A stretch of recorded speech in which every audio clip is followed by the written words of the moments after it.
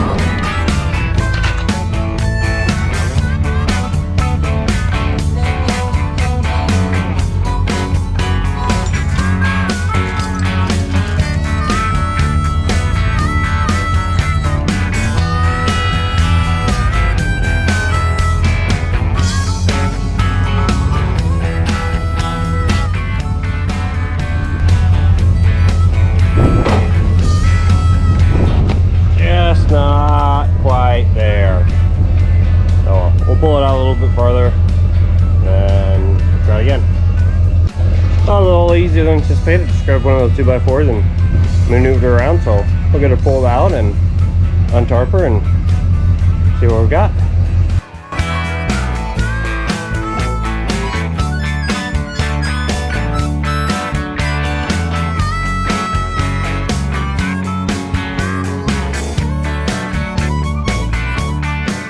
So not too bad. Only looks like one little rat's nest, and other than that it looks still pretty clean, and we got it all greased up and oiled up before the winter. We'll go ahead and throw some more oil on the chains and grease everything once again when we get out to the field. Other than that, she looks pretty good. All right, we got our hydraulic hose back on. We will slide this guy back in and we will hook up our arms again, and hopefully we'll be back in the game. This was a lot easier to work on than I anticipated it was going to be, so that's always a plus.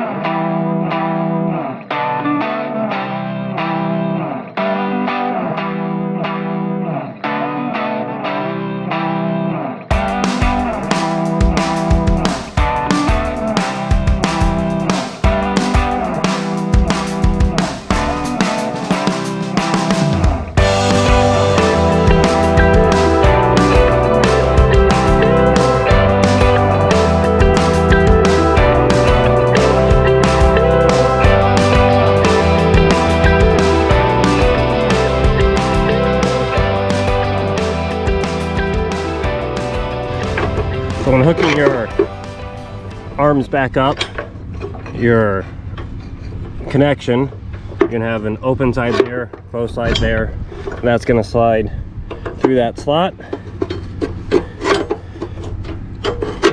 For the most part, it should just sit kind of right there. You might have to move it over a little bit, but that'll line up there, and it should line up pretty much right there, and then you will bolt it back together.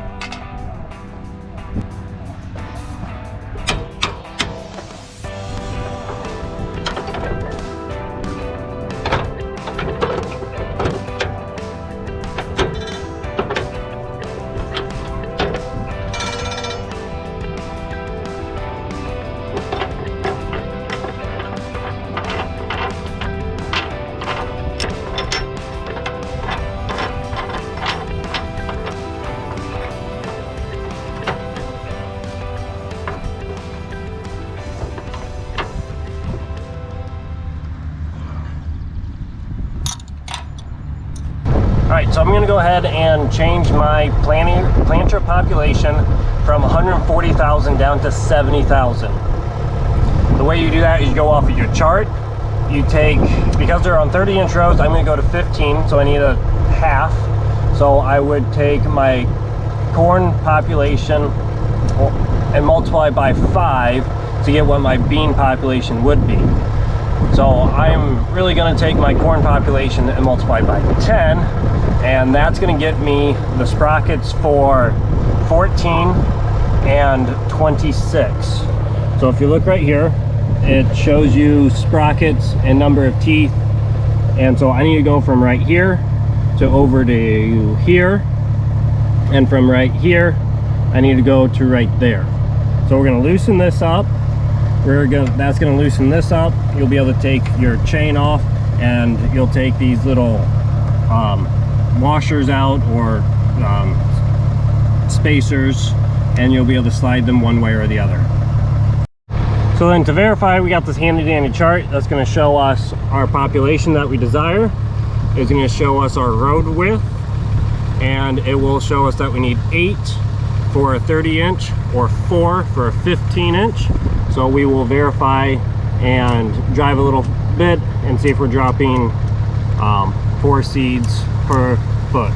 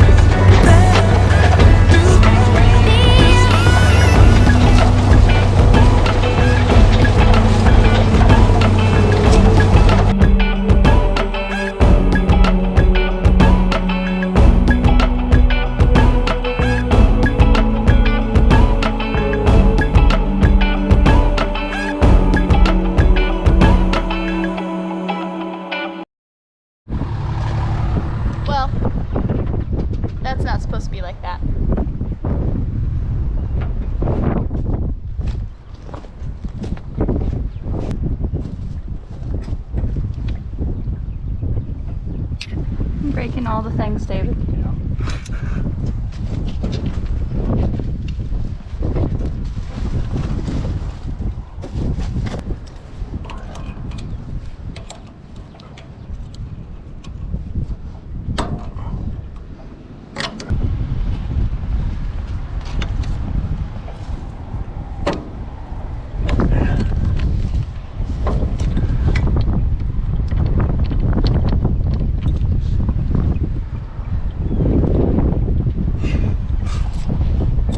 You need another one of those too? Yep.